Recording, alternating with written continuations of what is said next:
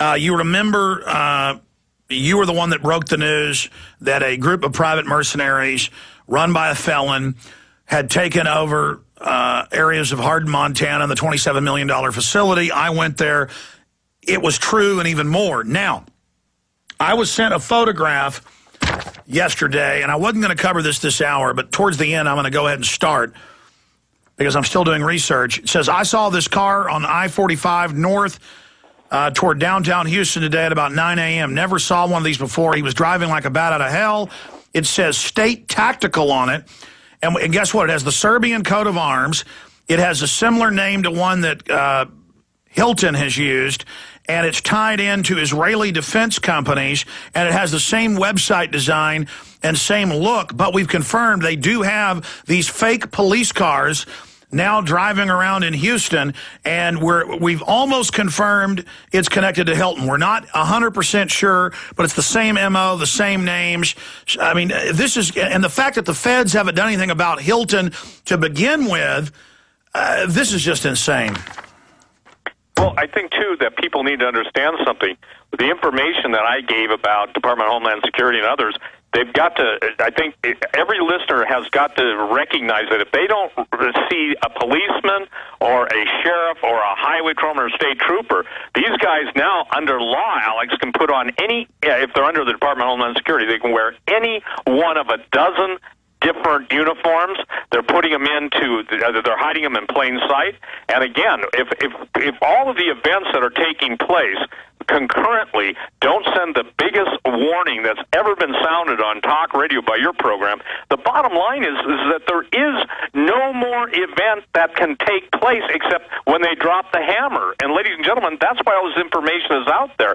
Every single politician who has voted for this stuff needs to be recalled on recall petitions immediately. Well, let's talk about how they could roll out martial law. Notice they're talking about nuclear war with North Korea. They're talking about first strikes on Iran right as the global banking meltdown happens. We'll talk about that in the second half of the interview, Steve Quayle. But because I was interrupting some, when we come back from break, walk through what your different sources are telling you, and that's the same info I'm getting. This morning, you weren't sure. You were saying, do you know anything about these blueprints? We went and looked it up, found out indeed it's public that they're building these prison facilities inside of the Postal Service. Paul Watson has links to that in his article. U.S. Postal Service expands construction of secret rooms. This just went up on prisonplanet.com. So we've confirmed this is going on, but the issue is it's the other things that the people are telling you who are involved in this, that they're now being staffed.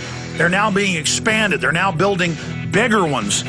They can wear any patch they want of any agency. And how they admitted 7 years ago, this is part of the forced inoculation program. That is confirmed. Steve Quayle's our guest. Key info straight ahead. Don't worry. This show is documented.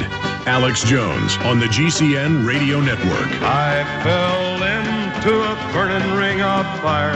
I went down, down, down, and the flames went higher.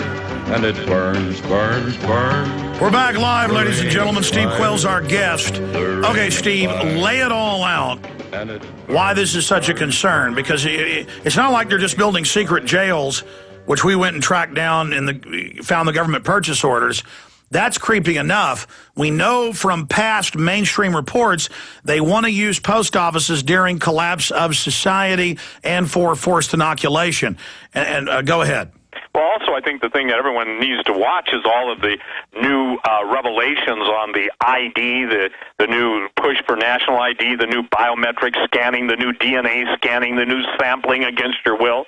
I mean, the point is, Alex, the post office is going to become the place where once they generate the false flag in conjunction with, I believe, Iran, in conjunction with North Korea, I think people need to understand this, that the mainstream press absolutely does not give news. They don't give the truth, and they only give what I would call diversionary entertainment, and let's put that in question marks.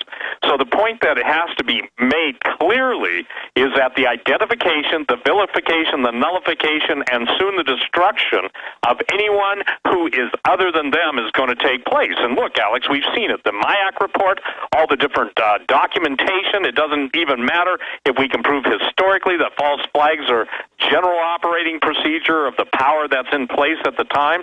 The Korean incident, starting with the sinking of the South Korean ship by North Korea, followed up with massive deployment of some of the state-of-the-art weaponry to not only Guam but also Okinawa, the reversal of the Japanese government to Okinawa. I can tell you this from someone I know in Japan, told me 3 days ago, point blank, he said, Steve, I was in a position to hear some of the Japanese military, two of their highest leaders, saying it's time to break out the stuff that we hoped we'd never have to use. He said, use your imagination. As most people know, Alex, Japan is not thrilled with the idea of a nuclear war in Korea. And let's look now to the oil spill.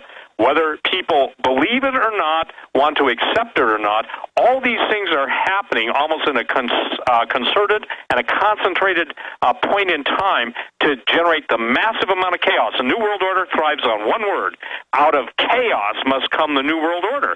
And so now we've got, every day we've got the president of this country making statements on a new global order. We're seeing it all, but remember, and this is the thing I think that everyone loses track of, you cannot bring on the New World Order until you do away with the Old World Order.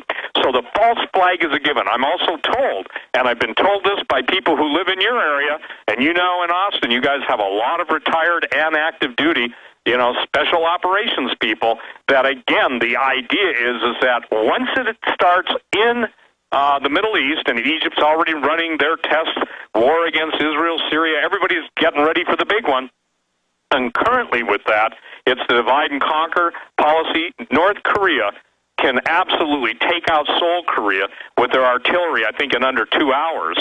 So that means we'll disperse and dispatch some of our most technologically advanced stuff that most people don't even want to acknowledge exists, but we'll leave that for another time. And even those guys that are in the command and control of all the armed services, U.S. all over the world, they've been up at a level never before seen. And what I'm talking about is that most people think that everything that goes out from orders emanates either from the Pentagon or White House. That's not true. There is White House approval codes, etc., but there are very high-ranking military members with ranks that most people don't even know still exist that are up. Martial Law Papa, by the way, is one of the guys' names. And the thing is that we're seeing now building almost to a crescendo, and it's waiting for the shoe to fall. But while we're waiting for the shoe to fall, whether it's false flag or an international incident or nuclear war, whatever, the point being is that all these centers are being staffed, all the prisons are being staffed. You know, whether people want to believe that auto carrier cars can be used for human beings or not, I'm not going to argue the point.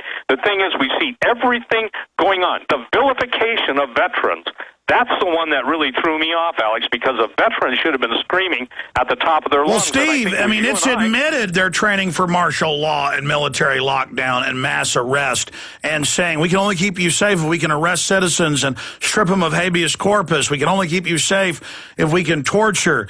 I mean, look at the North Korea situation. You've got the Swiss company headed up by Rumsfeld giving them the nukes, and then now, right on time, having the North attack that South Korean ship. And this is all happening at the perfect time with what's going on in the economy as well. But key article up on prisonplanet.com.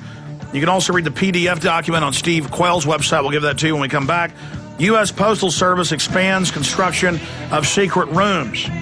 And we confirmed this. We don't just have the documents of some of the secret rooms in different cities.